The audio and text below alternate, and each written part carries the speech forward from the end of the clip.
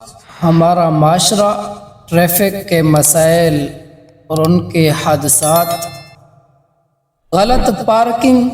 رشوت، غصہ، گالی گلوچ اور ناجائز چالان جیسے فتنوں سے دوچار ہے، جبکہ دوسری طرف ہمارا اسلام ہمیں زندگی کے ہر شعبے اور زندگی کی ہر لمحے میں ہمیں رہنمائی اور ہدایات پیش کرتا ہے، یہاں تک راستے پر چلنے کے حقوق اور راستے پر چلنے کے آداب اور طریقے بھی ہمیں ہمارا اسلام سکھاتا ہے۔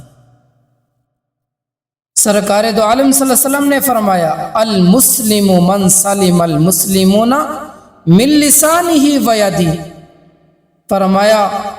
تم مومن اور مسلمان اس وقت تک کامل نہیں ہو سکتے ہو جب تک تمہاری زبان اور تمہارے ہاتھ سے دوسرا مسلمان محفوظ نہ ہو جائے۔ آج معاشرے کے اندر ٹریفک کا غلط طریقے سے چلانا اور قانون کی پاسداری نہ کرنے کی وجہ سے آج عوام بھی پریشان اور محکمہ بھی پریشان۔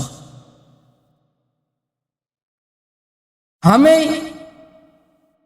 ٹریفک کا غلط اوورٹیک کرنا، زیادہ تیزی سے گاڑی کو چلانا، جلد بازی کرنا، ٹریفک کو جام کرنا، یہ سارے مواقع میرے محترم دوستو انسانوں کے لیے نقصان دہ ہیں۔ ہمیں چاہیے کہ ہم ان قوانین کی پاسداری کریں۔ اسلام ان چیزوں کو ظلم کہتا ہے، اور جب ظلم حد سے آگے بڑھتا ہے تو انسانی جانیں خطرے میں پڑ جاتی۔ اس لیے ہمیں چاہیے کہ ہم صحیح معنوں میں جو روڈ اور شاہراہ کے قوانین ہیں ان کی پاسداری کریں۔ نمبر 2، اگر ناجائز طور پر گاڑی چلانے کی وجہ سے، لائسنس نہ ہونے کی وجہ سے، اسی طرح ون وے کو توڑنے کی وجہ سے، ان وجوہات کی وجہ سے اگر ہمارے اوپر چلان ہوتا ہے تو اسلام اس کو واجب قرار دیتا ہے، ہمیں اسے قبول کرنا چاہیے۔ اس کے برعکس پیارے پیغمبر صلی اللہ علیہ وسلم نے فرمایا، جو انسان ناجائز طور پہ ظلم اور زیادتی کرتا ہے کل قیامت والے دن اس کے لیے اندھیرا ہوگا۔